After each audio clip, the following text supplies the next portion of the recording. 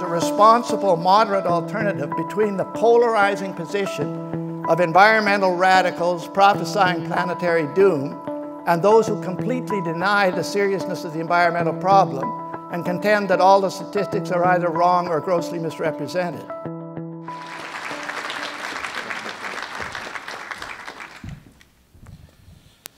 Good afternoon, ladies and gentlemen. We are here this afternoon to hear the latest scouting report on the Conservative movement in Canada. We are fortunate and privileged of receiving this report from one of the greatest scouts in Canadian politics, a true trailblazer who has devoted his public life to the search for new ideas, new people, new solutions, and exciting innovations. We've heard this line many times before, but in this case it is true. Preston Manning really needs no introduction. He is the founder of this conference.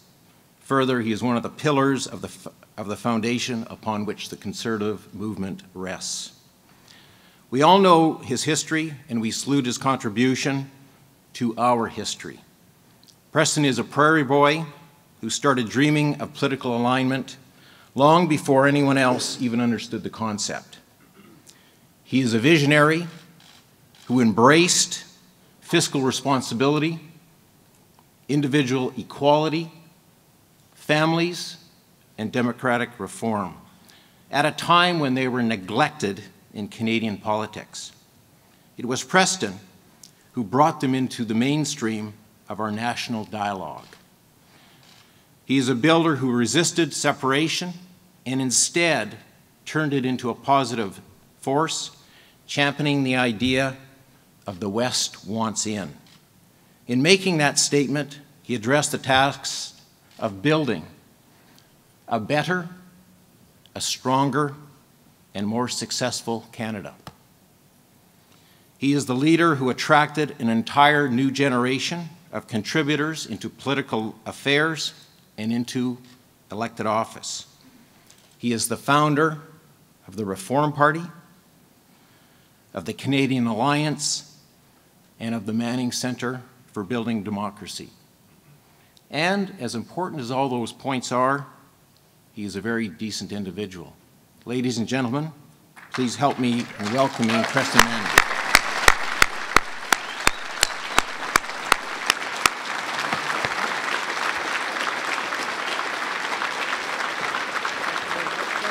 Straight, over down pretty straight.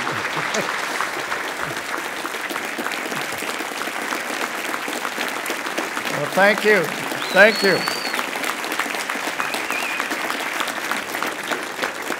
Well, thank you. When I first got into the management consulting business many years ago, my first client was a scrap dealer, scrap metal, actually was a junk dealer in Edmonton. And he had his heart set on buying one of those huge machines that crush used car bodies and put them into a bale that you could sell to the steel mill. And I did all the analysis for him and came to the sad conclusion that he would go broke if he bought that machine. News that my client, he was my first client, did not want to hear. Which raises the question which every political candidate and leader must address: do you tell them what they want to hear, or do you tell them what they need to hear? And of course, the Canadian answer to that is to do both. So today, in surveying the state of the Conservative movement in Canada, I want to say some encouraging things that we will want to hear. But I also want to say some things that I think we need to hear, unpalatable as they may be, if we want to see Conservatives continue to win elections and govern successfully in accordance with Conservative principles once elected. Before doing so, I want to express a special thank you to each of you for your attendance at this conference, to our much appreciated sponsors, without whose help we couldn't do this, and to Blair Nixon for his very kind introduction. Blair is typical of our directors. He's of both the foundation and the center. He is the CFO of a large company and a very distinguished lawyer in his own right, but he devotes hours and hours of unpaid time to strengthening the conservative movement, as do all our directors. So let's show our heartfelt thanks. Thank you, Blair, and thank you to each of the directors who spend so much time making this conference a success and the other programs that we undertake. Now, each year for several years, we've surveyed market-oriented opinion leaders about the state of conservative intellectual capital in Canada. Where do they consider conservatives to be strong in terms of ideas and policies, and where do they consider us to be weak or disengaged? One encouraging conclusion from these surveys is that conservatives are consistently seen to be and considered to be strong on the economy, which is, of course, the #1 issue in the minds of the electorate. So if you're going to be strong somewhere, that's a pretty good place to be. But one disturbing conclusion is that conservatives are generally considered weak, and this is by our friends, weak or disinterested on the environment. The issue of greatest concern to many of our children and grandchildren, and the policy area where perceived weaknesses in this area have become the #1 obstacle to getting Canada's petroleum resources to market. Every presentation, those of you that were at the Energy Dragon's Den this morning, you'll notice that every presentation on the energy market and getting to the market ended up talking about the environmental factor as one that had to be dealt with in the same breath. So whether we agree or not, whether it's fair or not, the bad news is that this perceived deficiency in the environmental front has become both a political and an economic liability. The good news, however, is that this need not be the case. If you visit the eastern slopes of the Rocky Mountains, one of the most beautiful places on this continent, you will encounter a remarkable breed of Canadians, the Eastern Slope Ranchers. These, on the one hand, these people are rock-ribbed fiscal conservatives who want minimal government intervention in their businesses and the economy. But at the same time, embodied in the same individuals and in the same enterprises is a deep commitment to conserving the landscapes, the aquifers, the grasslands of the eastern slopes. These people may rightly be called green conservatives or grassroots conservatives. The grass is green, that all fits together. They recognize that conservation and conservatism comes from the same root and can peacefully coexist intellectually and politically. They support the principle of living within our means, which is at the heart of fiscal conservatism. But they recognize that that principle, living within our means, is actually an ecological principle. In ecosystems, the inputs and the outputs have to balance or the ecosystem is not sustainable. Fiscal conservatism is actually derivative of an ecological principle. And they extend their support, therefore, for fiscal deficit reduction and budget balancing to reducing the ecological deficit and balancing the ecological budget. Thirdly, as conservatives, these people believe in the efficacy of property rights and markets, institutions which can be effectively harnessed if we make the effort to do so to the task of environmental conservation. Yes, you can go after environmental conservation with micro-regulation from the government. You can also go after it with market mechanisms based on private property. And if you do it that way, you have a constructive alternative to massive intervention by the state in the economy in the name of the environment. So there should be a welcome place, I guess is my first point, in the big conservative tent for green conservatives, and the more the merrier. Now, in his recent book on the case for environmental conservatism, Roger Scruton, and I recommend this book, it's How to Think Seriously About the Planet, the Case for Environmental Conservatism. He demonstrates that there's a responsible, moderate alternative between the polarizing position of environmental radicals prophesying planetary doom and those who completely deny the seriousness of the environmental problem and contend that all the statistics are either wrong or grossly misrepresented.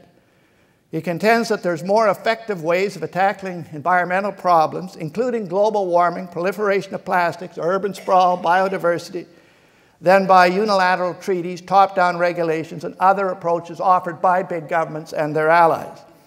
These more effective ways focus on harnessing a multitude of local and small-scale initiatives to the task, the little platoons that Edmund Burke so famously described so many years ago as being the real engines of conservatism.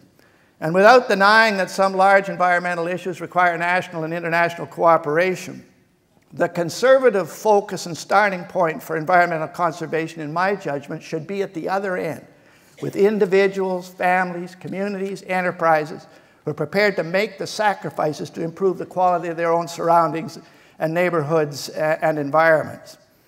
So what does the acceptance of this analysis mean for the conservative movement? And say when we survey our friends, we're not talking about our enemies. They all can point out all sorts of flaws in what we have.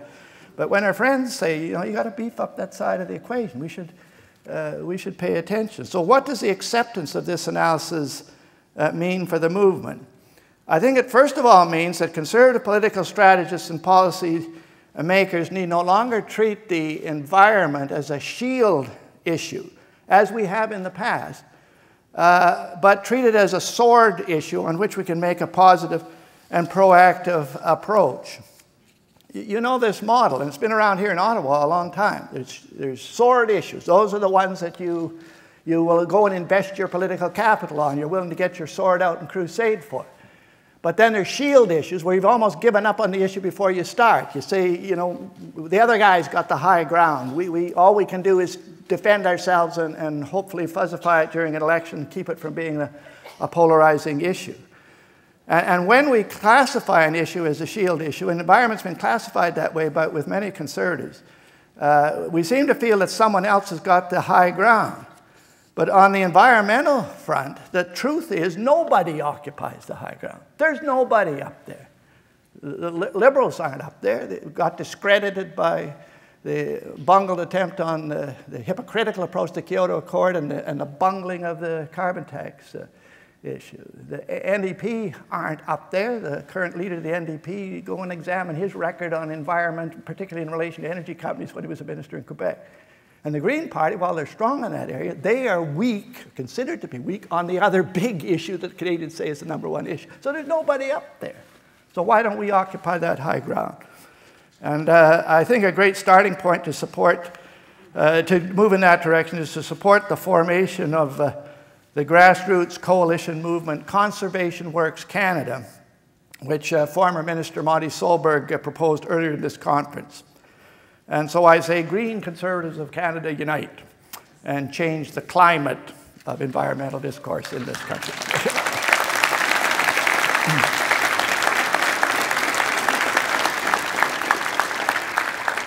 Okay, now I want to take a look at the strengths and weaknesses of training for conservatives for public service.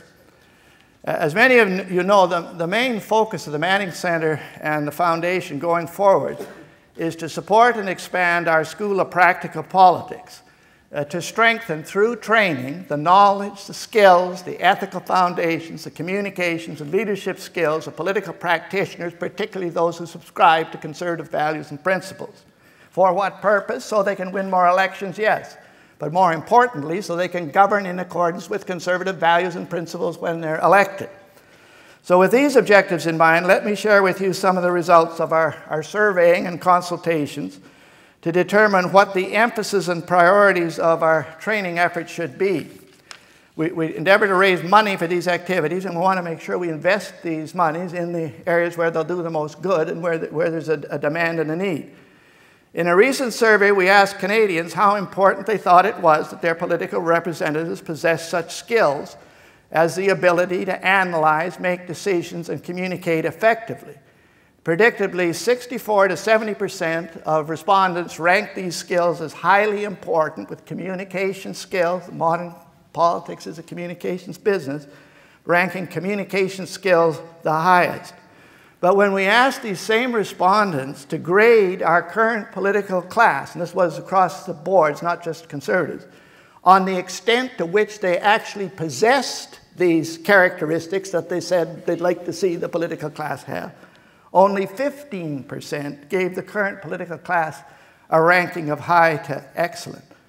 In other words, there's a huge gap between the skill levels that our citizens say they wish our politicians had and the actual skill levels that we politicians are perceived to possess.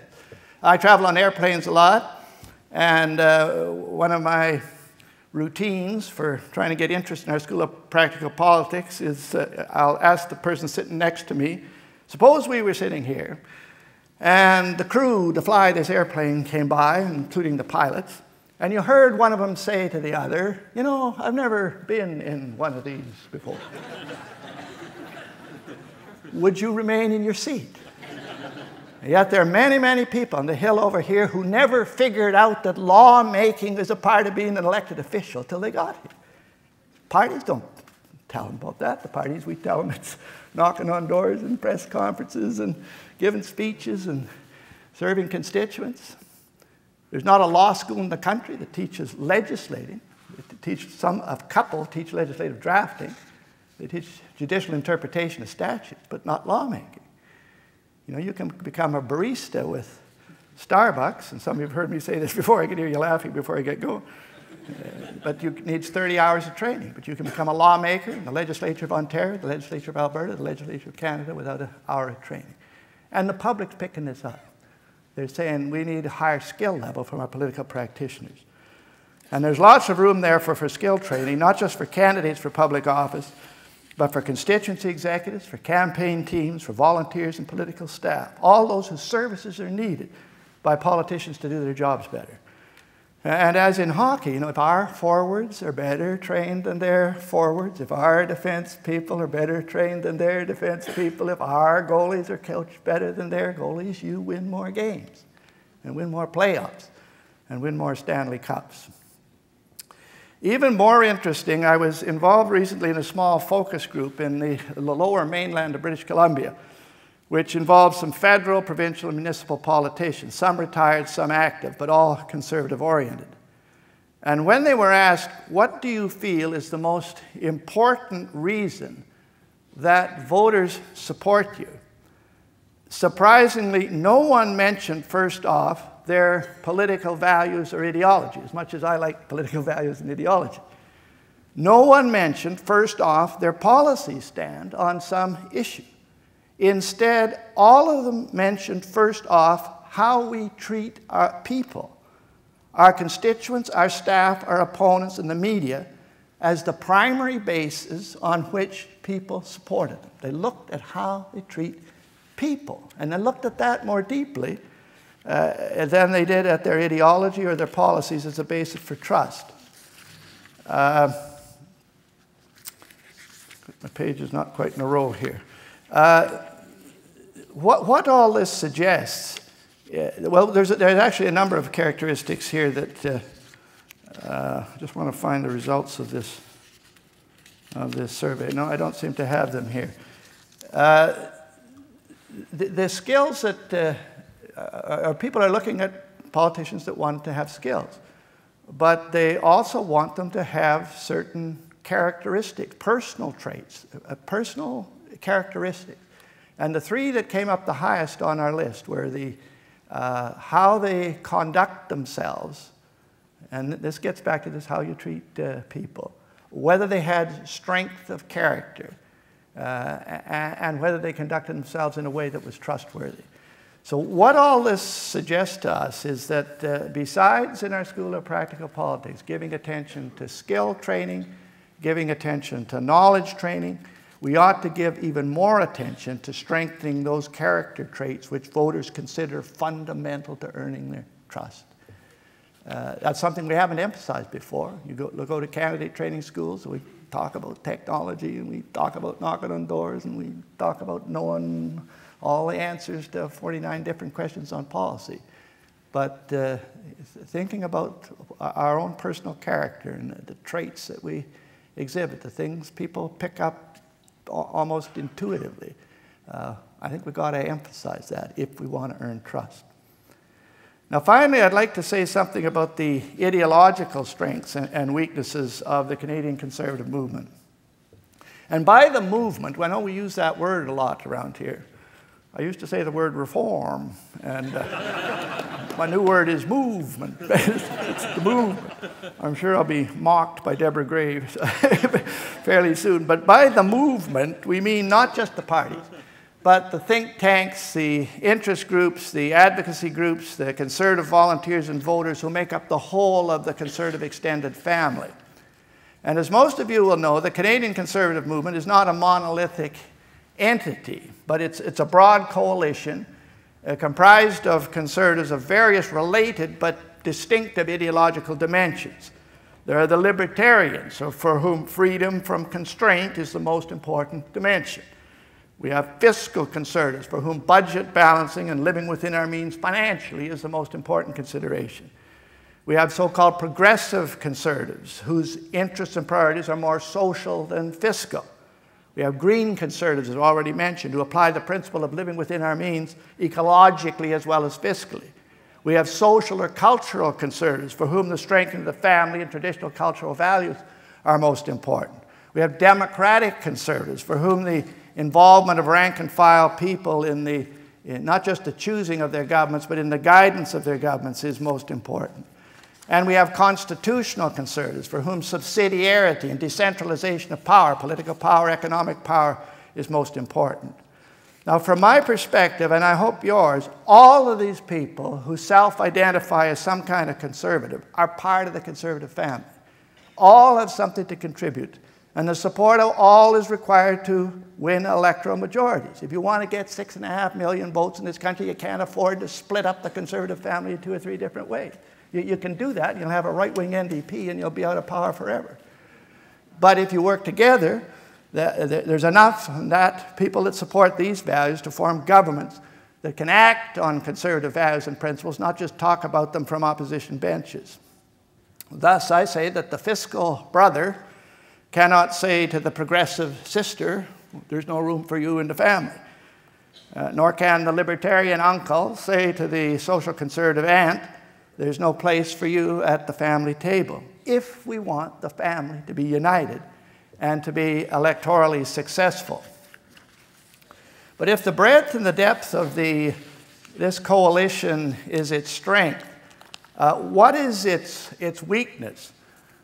What is its Achilles heel? What is its vulnerability?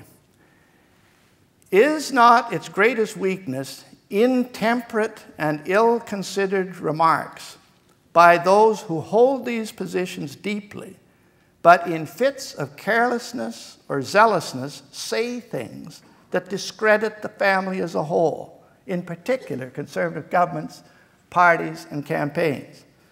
2 recent examples from my home province of Alberta. A derogatory reference to homosexuals by a social conservative candidate made in the past, but dredged up during the recent provincial election campaign, derailed the Wild Rose campaign in that province. One remark. You can argue it was unfair, it was made in the past, it was brought up, but went over the line. A second, a more recent event, and it saddens me even to talk about it. A questionable comment by a prominent libertarian and a good friend of many of ours, which seemed to imply that the freedom of an individual to view child pornography had no serious consequences for others. Now, a genuinely free society and the broad conservative movement itself can tolerate such comments out of our commitments to free speech. And we can employ free speech to qualify or mitigate or counter or denounce them. That's the free speech corrective to the excessive use of free speech. But at the same time, in an era of intense partisan competition and gotcha journalism, conservative governments, parties, and campaigns simply cannot afford to be blindsided and discredited by these incidents when the individuals are connected in the public and the media mind with those governments, with those parties, and with those campaigns.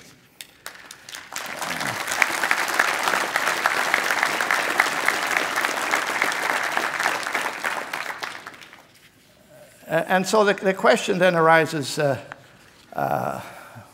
what do we do about these things? Well, I might add one other comment about them. These incidents also, and understandably provide perverse incentives and opportunities for human rights commissions and the courts, as in the recent Watcott decision by the Supreme Court of Canada, to further restrict rather than safeguard and expand freedom of speech. These incidents are used by those institutions, particularly if they're left-leaning, to restrict even further freedom of speech rather than to enhance it. Now, to be honest, I have to confess to personally contributing to this problem at one time and not addressing it earlier resolutely enough. In the early days of the Reform Party, we were so anxious to allow our members the freedom to express contrary views that we virtually let them do and say as they pleased. In later years, however, I've come to see the wisdom of Edmund Burke's reflection on the excesses of the French Revolution when he said that before we encourage some people to do as they please, we ought first to inquire what it may please them to do.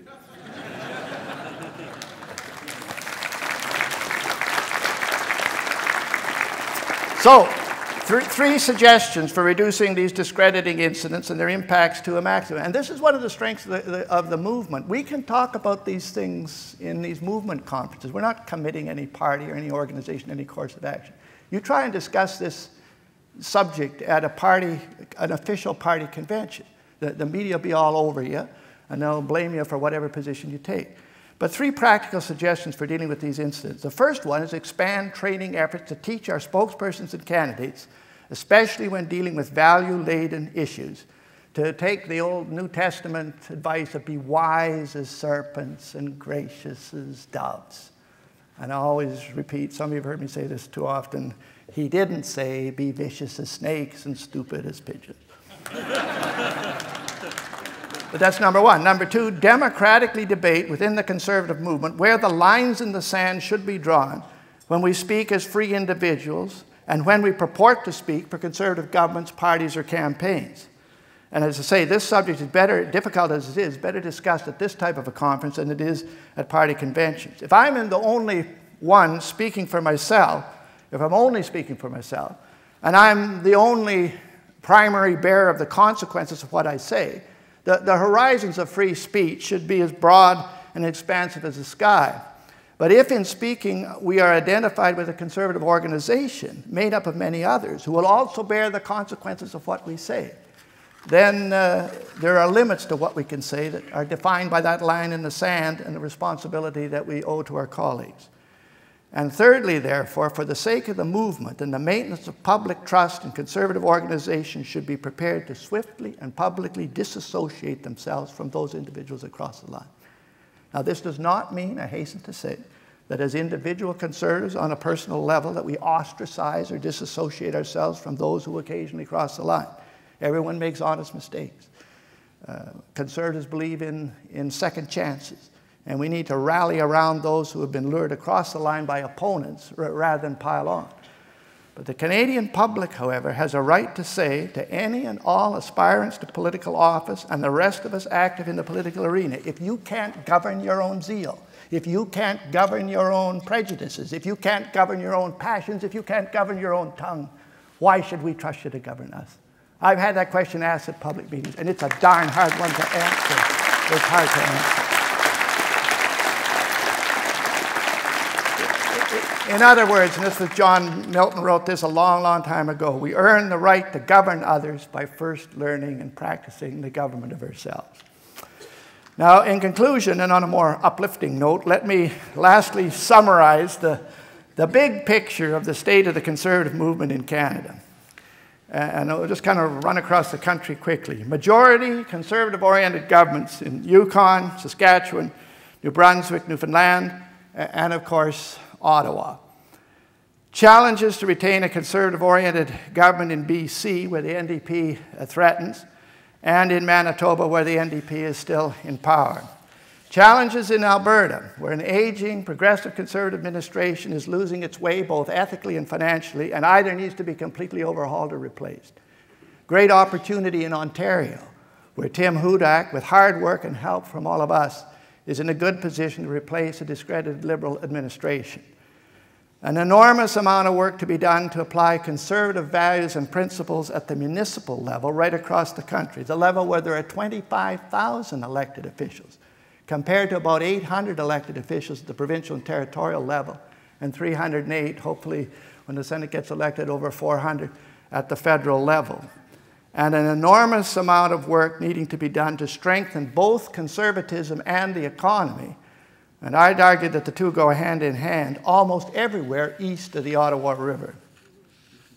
Are conservative leaders, parties, candidates up to the task? I believe so, particularly if the conservative movement does its work to strengthen the knowledge, the skills, the ethical foundations, the communications, and leadership capacities of those who participate in Canada's political arena from a conservative perspective. In pursuing this task, let's take inspiration and resolve from those who've gone before us. Conservatives not only learn from the past, draw inspiration from the past. In particular, from Canada's first Prime Minister, John A. Macdonald, who faced the daunting task of building both a governing party and a country at the same time. In stewarding the ideological coalition, which is the modern conservative movement, let us take inspiration from his success in creating and managing the great coalition that brought Canada into being. Remember, it was a coalition that brought Canada into being. A coalition that crossed party lines, far greater than that list of ideological divisions that I mentioned in modern conservatism. In raising up and training a new generation of leaders, let us take inspiration from his success in turning narrow and unsophisticated colonial politicians into statesmen and fathers of confederation. In shaping and communicating the big ideas of this conference, let us take inspiration from his success in shaping and communicating the biggest idea of all, our Canada. Thank you very much.